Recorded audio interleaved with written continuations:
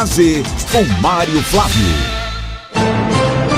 Oferecimento Senhor Braga Barbearia e blog do Mário Flávio, a política de A a Z.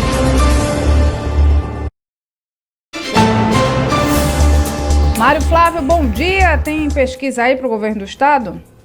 Bom dia, Renata. Bom dia, Vitor. Tem sim, né? Saiu essa pesquisa ontem, né, do Real Time Big Data, mostrando que na pesquisa estimulada, né, João Campos tem 51% contra 31% de Raquel e 8% para o vereador do Recife, o Eduardo Moura.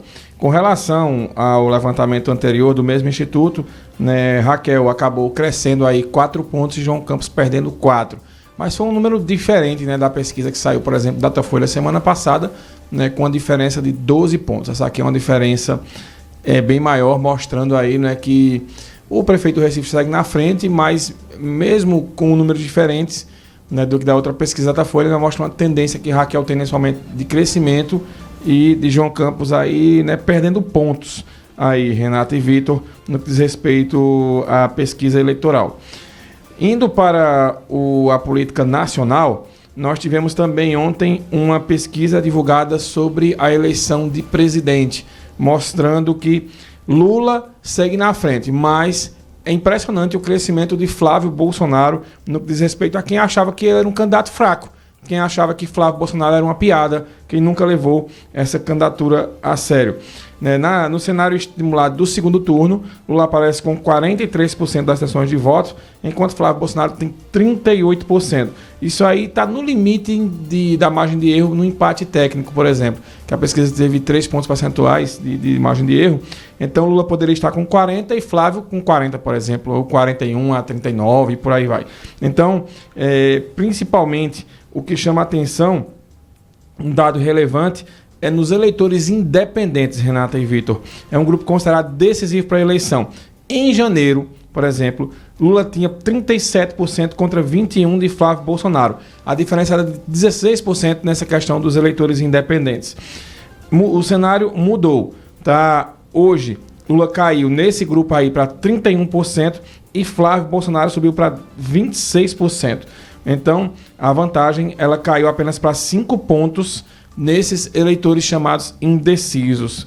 Tá? Então, é um número que vai chamando o alerta em relação àquilo que eu disse ontem aqui, né, que o presidente Lula vai precisar ter uma vantagem muito grande no que diz respeito ao Nordeste, que a gente sabe que nas outras regiões ele tem dificuldade.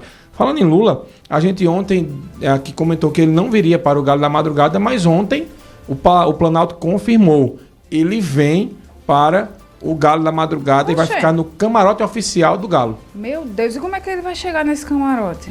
Olha, o GSI, né, que é o responsável pela segurança, disse que o gabinete de segurança institucional da presidência garantiu que tem logística. Como que eles vão fazer, eu não sei. Eles também não vão revelar os detalhes, não. Por onde ele chega, quanto tempo fica. Praticamente uma operação de guerra para chegar ali. Acho que vão montar. Ele vai chegar na madrugada, porque não vai ter ninguém ainda.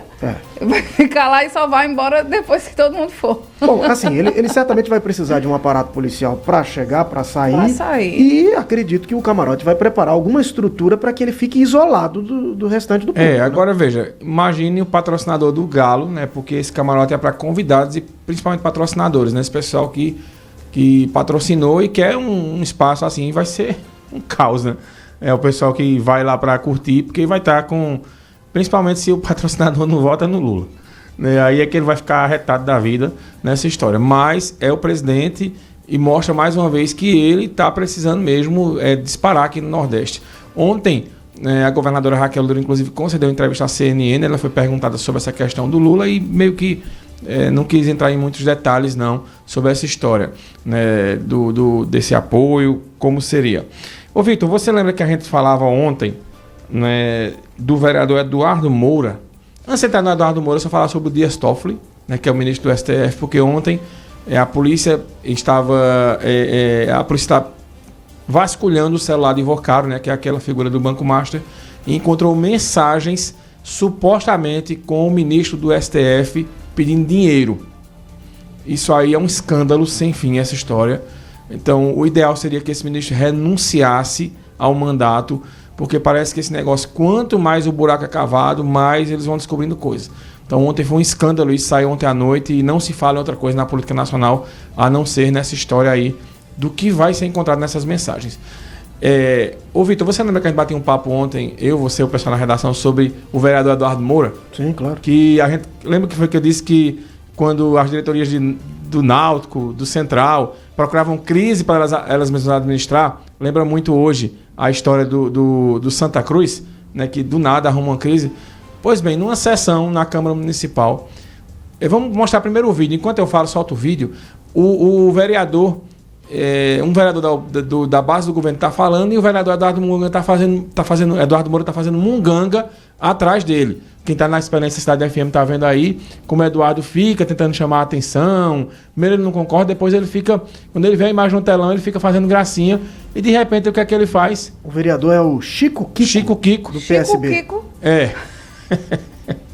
Ele bota simplesmente... Vamos mostrar a foto agora, Marcelo. Ele bota simplesmente um chifre na cabeça do Chico Kiko. E o pessoal lá do fundão achando graça, viu? E o próprio líder do governo aqui na frente... Tá morrendo de rir. Esses atrás a que a Renata se refere são o Thiago Medina e o Gilson Machado, né? Filho. Esses aí são da oposição, mas aqui na frente tá o líder do governo, João Campos, tá morrendo de rir. Tava rolando algum bloco de carnaval? Porque essa semana você chegou na Assembleia e tava rolando um bloco de carnaval. Folia. Só que o próprio Chico Kiko, ele meio que fica sem entender, mas depois ele emitiu uma nota irritadíssimo, exigindo respeito à esposa dele, que é a avó, inclusive, ele citou na nota, e pediu a abertura no Conselho de Ética de investigação por quebra de decoro contra o Eduardo Moura. Eduardo Moura se desculpou, disse que...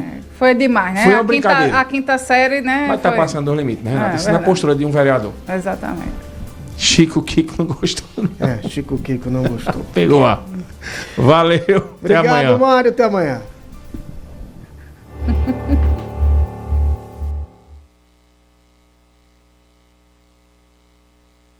Manhã Cidade. Política de A a Z com Mário Flávio. Oferecimento: Senhor Braga Barbearia e blog do Mário Flávio. A política de A a Z.